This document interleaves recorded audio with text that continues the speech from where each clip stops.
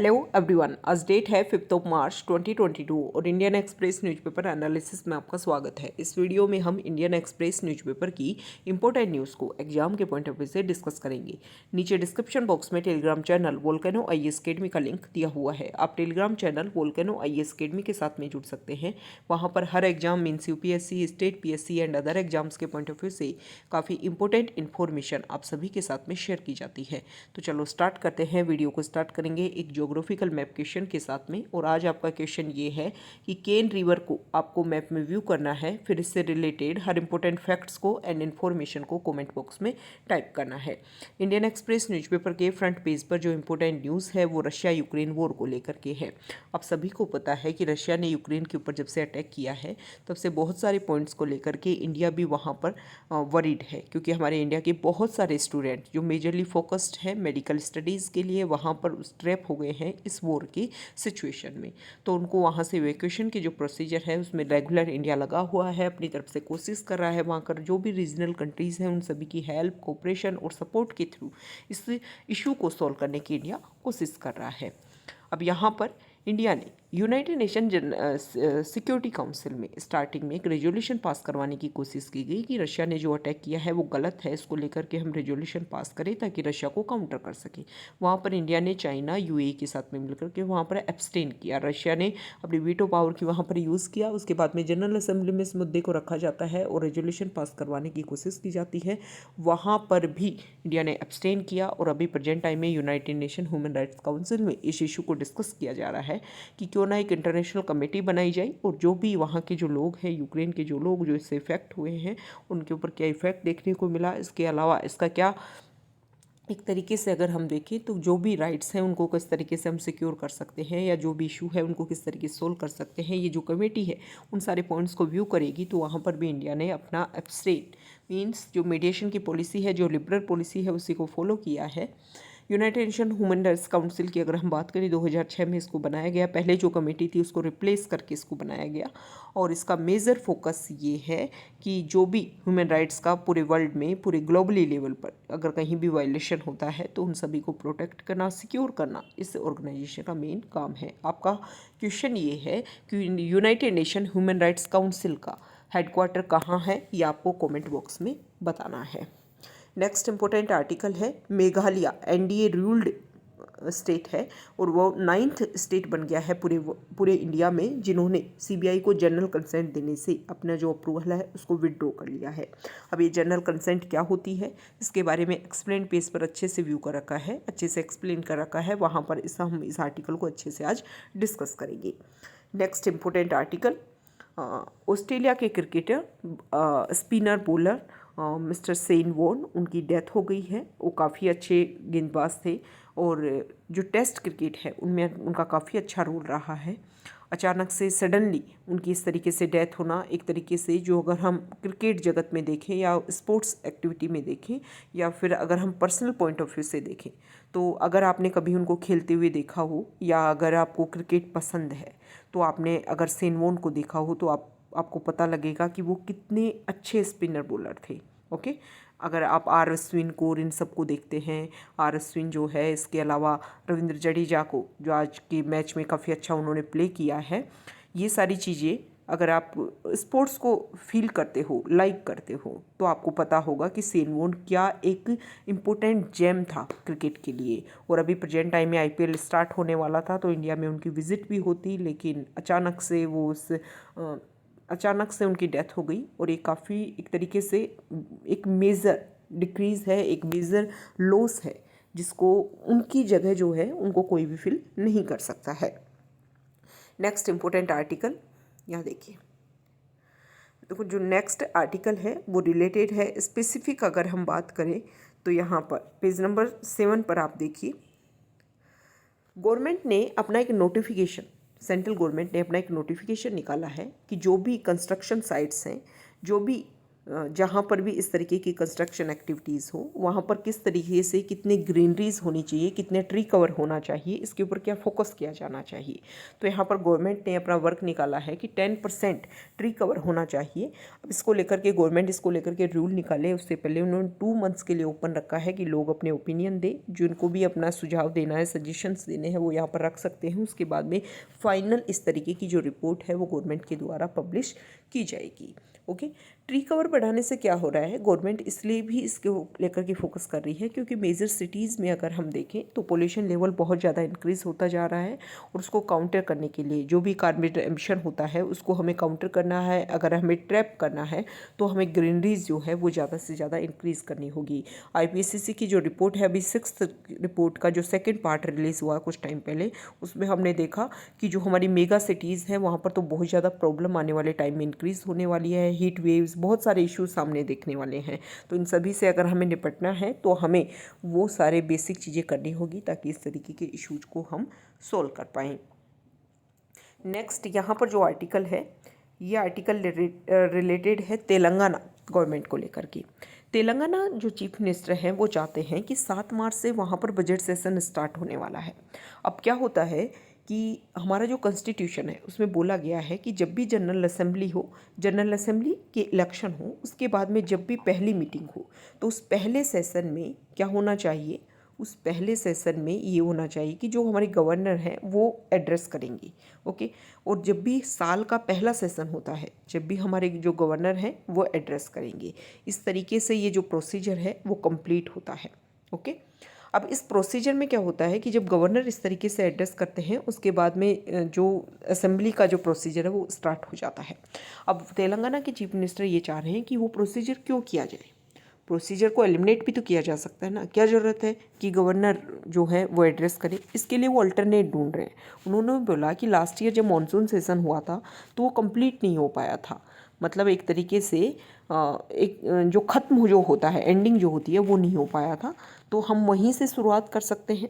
Okay, अब जब वहीं से शुरुआत अगर हम कर सकते हैं तो फिर तो गवर्नर के एड्रेस की ज़रूरत ही नहीं है। मतलब वो एक अल्टरनेट ढूंढना चाह रहे हैं और गवर्नर का जो एड्रेस है, गवर्नर का जो स्पीच है, उसको रिप्लेस करने की कोशिश कर रहे हैं। लेकिन यहाँ पर जो अपोजिशन पार्टीज़ हैं वो उनके ऊपर आरोप लगा रहे हैं कि वो क्या कर रहे हैं, वो जो भी हमारे कॉन्स्टिट्यूशन पावर है, पोस्ट है, कॉन्स्टिट्यूशन स्टेटमेंट है, उन सभी को रिप्लेस करने की कोशिश कर रहे हैं। तो यहाँ पर ये बोला गया है कि देखो प्रेजेंट टाइम में हमारे एग्जाम के पॉइंट ऑफ व्यू से गवर्नर पोस्ट भाई डायरेक्टली और इनडायरेक्टली, अगर गवर्नर नहीं मान रहे कहीं पे तो वहाँ पर गवर्नर नहीं मान रहे तो गवर्नमेंट मान रही है, गवर्नमेंट अगर नहीं मान रही स्टेट की तो वहाँ गवर्नर मान रहे हैं। मतलब हर जगह गवर्नर पोस्ट को लेकर इशू क्रिएट हुआ है। तो आपके लिए इंपॉर्टेंट हो जाता है भाई, हर जो आर्टिकल है वो आपके लिए इंपॉर्टेंट है। जो हमारा टेलीग्राम चैनल है वहाँ पर भी हमने कल ही शेयर किया है आपके साथ में गवर्नर से रिलेटेड जो भी आर्टिकल्स है, तो वहाँ पर जाकर के भी आप व्यू कर सकते हो। और जो भी आपके पास में बेसिक बुक्स हो जैसे M लक्ष्मीकांत है तो वहाँ पर जाकर के भी आप रीड कर सकते हो। गवर्नर को रट लो, अगर आपके एग्जाम में करंट अफेयर से रिलेटेड क्वेश्चन आते हैं तो गवर्नर आपके लिए बहुत इंपॉर्टेंट होने वाला है। नेक्स्ट इम्पोर्टेंट आर्टिकल जो है वो यहाँ देखिए, सुप्रीम कोर्ट में बार बार पूछा जा रहा है कि गवर्नमेंट के क्या इवैक्यूएशन एफर्ट्स हैं, इसके लिए सुप्रीम कोर्ट अपना काम क्यों नहीं कर रहा। तो सुप्रीम कोर्ट ने बोल दिया है कि देखो गवर्नमेंट से बात की है, गवर्नमेंट ने बोल दिया है कि हम अपना काम कर रहे हैं। इवैक्यूएशन जो है वो हम अपने तरीके से, गवर्नमेंट जो है वो अपने लेवल पर वर्क कर रही है। नेक्स्ट इम्पोर्टेंट आर्टिकल यहाँ पर एडिटोरियल पेज पर है, आइडिया पेज पर। यहाँ पर जो फर्स्ट आर्टिकल है वो तो IPCC की जो 6th रिपोर्ट का जो सेकंड पार्ट रिलीज़ हुआ अभी कुछ टाइम पहले, उसके बारे में बताया गया है। और इसमें बताया गया है कि देखो भाई बहुत ज़्यादा प्रॉब्लम होने वाली है। इंडिया स्पेसिफिक यहाँ पर बात की गई है कि जिस तरीके से हमारी सिटीज़ में पॉपुलेशन बढ़ रही है तो आने वाले टाइम में इस तरीके के इशूज ज़्यादा होंगे। एक तो वेल तरीके से हमारे यहाँ पर जो भी अर्बन एरियाज़ हैं उनका डेवलपमेंट नहीं हो पा रहा। जब अर्बन एरियाज़ का अच्छे से डेवलपमेंट नहीं हो रहा, एक प्रोसीजर के तहत उनका डेवलपमेंट नहीं हो पा रहा, तो आने वाले टाइम में बहुत सारे इश्यूज बढ़ेंगे। इसके अलावा टेम्परेचर इंक्रीज़ होने की वजह से जो इश्यूज हैं वो भी इंक्रीज़ होने वाले हैं। सी लेवल इंक्रीज़ हो रहा है, जिसकी वजह से कोस्टल एरिया जो है वो इंडिया के काफ़ी ज़्यादा इफेक्ट होने वाले हैं। हमारी कोस्ट लाइन भी काफ़ी ज़्यादा बड़ी है। तो इसके लिए गवर्नमेंट को क्या करना चाहिए कि क्लाइमेट को तो हम डिलाई कर नहीं सकते, लेकिन उसके अल्टरनेट ढूंढ सकते हैं। वो सारे पॉइंट्स जिनके ऊपर लगता है कि इन सारे पॉइंट्स के ऊपर हमारे जो इश्यूज हैं उनको हम सोल्व कर सकते हैं, तो उनके लिए हमें कोशिश करनी चाहिए। और उन सारे इश्यूज के लिए हम क्या कर सकते हैं, हम अल्टरनेट जो हमने टारगेट लिया है COP26 में कि हम 2070 तक जीरो एमिशन टारगेट को अचीव करेंगे, उस टारगेट को अचीव करने के लिए कोशिश करनी चाहिए। 2030 तक हमने टारगेट लिया है कि 50% जो रिन्यूएबल एनर्जी के तहत एनर्जी जो है उसको गेन करेंगे। तो उन सारे एक्टिविटी जो है उसके अकॉर्डिंग हमें वर्क करना चाहिए, ताकि जो इश्यूज हैं उनको हम सोल्व कर सकें। और ये जो IPCC की रिपोर्ट में बोला गया है, स्पेसिफिक एरिया रीजन बेसिस पर जो पॉइंट्स हैं उनको हाईलाइट करने की कोशिश जो की जा रही है, वो चीज़ें हमें बताती हैं, वो चीज़ें हमें शो करती हैं कि इन सारे पॉइंट्स के ऊपर अगर हमने फोकस किया तो क्लाइमेट जो इशू है उसको सॉल्व किया जा सकता है। यहाँ पर जो आर्टिकल है वो रिलेटेड है सफाई साथी को लेकर के। राइटर ये बोलती हैं कि देखो, एक वो सफाई साथी से मिली, उन्होंने अपनी स्टोरी उनको बताई और उन्होंने बताया कि कोविड के टाइम में जब गवर्नमेंट ने ये बोला कि फ्रंट लाइन वर्कर्स को हम क्या करेंगे, एक तरीके से रिकॉग्नाइज करेंगे, उनकी जो भी चीज़ें हैं उनको ध्यान में देंगे। तो आप सभी को पता है कि फ्रंट लाइन वर्कर्स में डॉक्टर, नर्सेज ही सामने नहीं आई।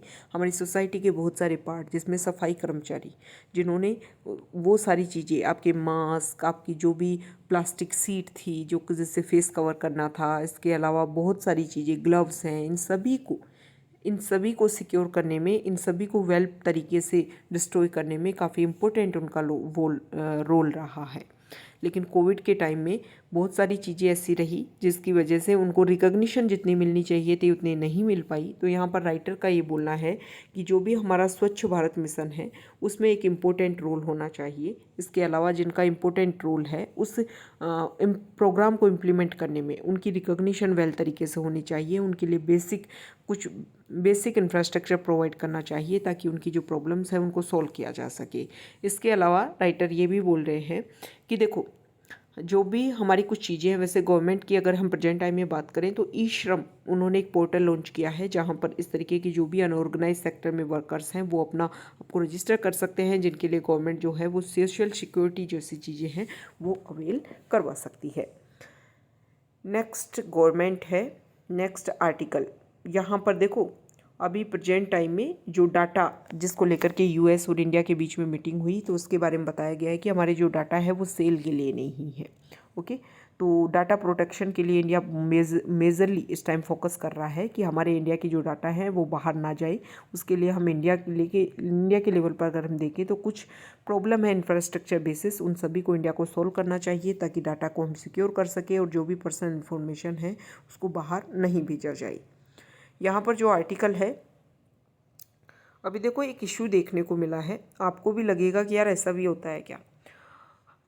पंजाब जो हाई कोर्ट है ना, वहाँ पे एक ऑर्डर पास किया गया कि वहाँ के फॉर्मर DGP रह चुके हैं कोई सैनी सर, उनके खिलाफ में उनको लेकर के एक बात रखी गई कि सर, सैनी सर के लिए खिलाफ में फ्यूचर में भी कभी कोई केस आए ना तो इनके खिलाफ में वो केस रजिस्टर ना हो और भाई कोई जांच ना हो। बोले क्यों?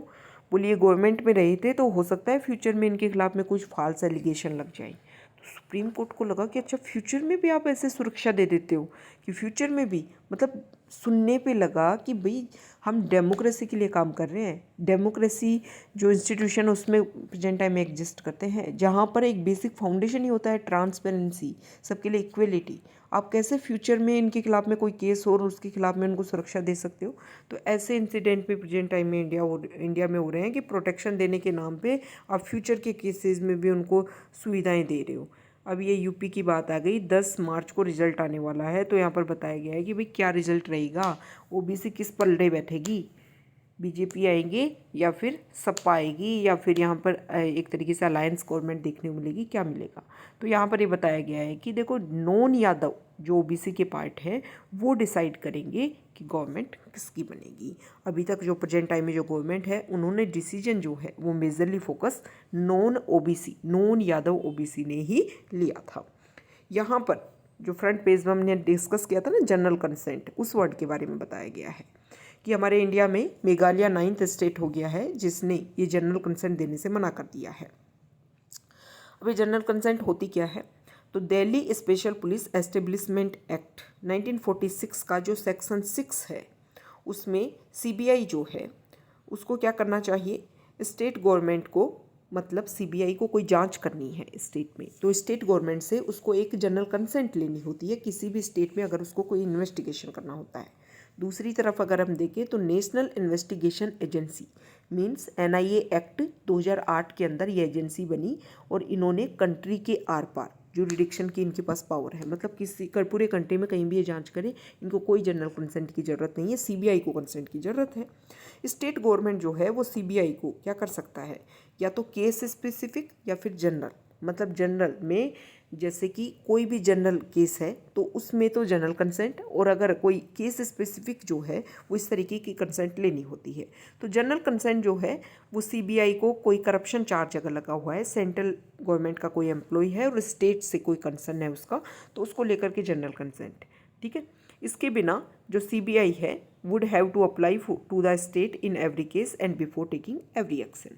कोई भी एक्शन सीबीआई उस स्टेट से रिलेटेड लेता है तो उससे पहले इस तरीके की जो स्पेशल कंसेंट है वो लेनी होती है। अब 9 स्टेट 2015 में मिजोरम, वेस्ट बंगाल, छत्तीसगढ़, पंजाब, महाराष्ट्र, राजस्थान, केरला, झारखंड और अब मेघालय, उन्होंने बोल दिया कि सीबीआई को जनरल कंसेंट नहीं देंगे। 2018 में आंध्र प्रदेश, जिसको पहले टीडीपी रूल करता था, बाद में जब यहाँ पर वाईएसआरसीपी आए तो पावर में, तो इन्होंने अपनी जो जनरल कंसेंट ना देने की जो विड्रॉ कर रखा था उसको रेस्टोर कर दिया। तो यहाँ पर बताया गया है कि जो 9 स्टेट हैं उसमें 7 जो हैं, जिसमें मेघालय और मिजोरम तो एक्सेप्शन है, वो ज़्यादातर 7 जो हैं वो एंटी बीजेपी ओपोजिशन है। मिजोरम को तो कांग्रेस के द्वारा रूल किया गया, बाद में यहाँ पर एनडीए की सरकार आई लेकिन फिर भी इसको स्टोर नहीं किया गया। विड्रॉ का मतलब क्या होता है, इसका मतलब ये होता है कि सीबीआई जो है वो कोई भी फ्रेश केस उस स्टेट से, सेंट्रल गवर्नमेंट में मान लो कोई ऑफिसर है या फिर कोई प्राइवेट पर्सन है जिसका उस स्टेट से या फिर उस स्टेट की गवर्नमेंट से कंसेंट के बिना इस तरीके के फ्रेश केस रजिस्टर नहीं कर सकता। इस विड्रॉ का मतलब ये है। कलकत्ता हाईकोर्ट ने रिसेंटली रूल किया था वैसे कि CBI can not be stopped from probing a central government employee in another state, ठीक है। दूसरे स्टेट में उनको आप जानकारी करने से, ऐसा नहीं है कि आपके स्टेट से रिलेटेड कोई पर्सन है और उसकी जानकारी किसी दूसरे स्टेट में की जा रही है तो उसको आप रोक सकते हो, ऐसा नहीं कर सकते हो। ये जो ऑर्डर है इसको सुप्रीम कोर्ट में चैलेंज किया गया। कलकत्ता हाई कोर्ट रूल देते central government employ could not be distinguished just because his office was located in state that has withdrawal general consent, कि उसकी ऑफिस जो है वो इस स्टेट में है और जहाँ पर जनरल कंसेंट नहीं है, तो सेंट्रल गवर्नमेंट का अगर ऑफिसर है तो उसके खिलाफ तो जांच हो सकती है, ऐसा बोला गया है। हालांकि ये बोला गया है कि विड्रॉल ऑफ कंसेंट जो है और उसमें अगर उस स्टेट गवर्नमेंट का कोई एम्प्लॉय इनपोल है तो उसके ऊपर ये चीज़ें अप्लाई होंगी। ओके, अब इसका मतलब क्या नहीं है, जब कंसेंट को विड्रॉ कर लिया तो सीबीआई की जो पावर है वो तो रिटेन, वो तो बनी रहेंगी। ऐसा नहीं है कि जो सीबीआई ने विड्रॉ करने से पहले जो भी केस रजिस्टर्ड थे उनमें मान लो उन्होंने विड्रॉ कर लिया अपनी जो भी पावर है, उससे पहले उनके पास में जो भी केसेस रजिस्टर उस स्टेट से रिलेटेड उसको लेकर के तो जो जानकारी है उसको लेकर के जो इन्वेस्टिगेशन है वो तो किया जा सकता है। ओके, ये चीज़ें आपको ध्यान में रखनी है। तो यहाँ पर अब फ्रेश केसेस को लेकर के बोला जा रहा है कि फ्रेश केसेस में क्या होगा, तो avenues remain available to the CBI even without consent, बिना कंसेंट के भी जो सीबीआई है उनको कुछ छूटें जो है वो मिलती रहती हैं। It could use the Calcutta high court order to register a fresh case in any state, alternately it can file a case in Delhi and continue to investigate people inside these states. मतलब दिल्ली में केस रजिस्टर करेगी, वही उस state से related है तो, और फिर किसी भी तरीके से स्टेट से जानकारी हासिल करती रहेगी। अक्टूबर 2018 में Delhi high court rule that CBI could probe anyone in A state that has withdrawn general consent if the case was not registered in that state. मान लो किसी स्टेट ने विड्रॉ कर लिया जी, इन 9 स्टेट्स ने विड्रॉ कर लिया, अब इन स्टेट में वो केस ही रजिस्टर नहीं हुआ, उस केस कोई दूसरे स्टेट में रजिस्टर कर लिया तो वहाँ पर सीबीआई जांच हासिल कर सकती है, उसको कोई भी नहीं रोक सकता है। ओके, तो इस तरीके के जो बेसिक फॉर्मूलाज में कुछ लूप होल्स हैं उनका यूज़ करते हुए सीबीआई अपनी जाँच को रेगुलर कर सकती है। ऐसा नहीं है कि सीबीआई अपनी जाँच को बंद कर देगी। यहाँ पर बताया गया है कि भाई रशिया ने अपने जो एयर स्पेसेस हैं उनको जब क्लोज़र किया तो फ्लाइट्स के ऊपर क्या फ़र्क पड़ा। तो एक जगह से दूसरी जगह पर जो फ़्लाइट आती हैं उनके यहाँ पर टाइम ड्यूरेशन दिखा रखा है और बता रखा है कि कितना कितना फ़र्क पड़ा है। हर जगह जो टाइम कम लगता था वो ज़्यादा इंक्रीज़ हो गया है।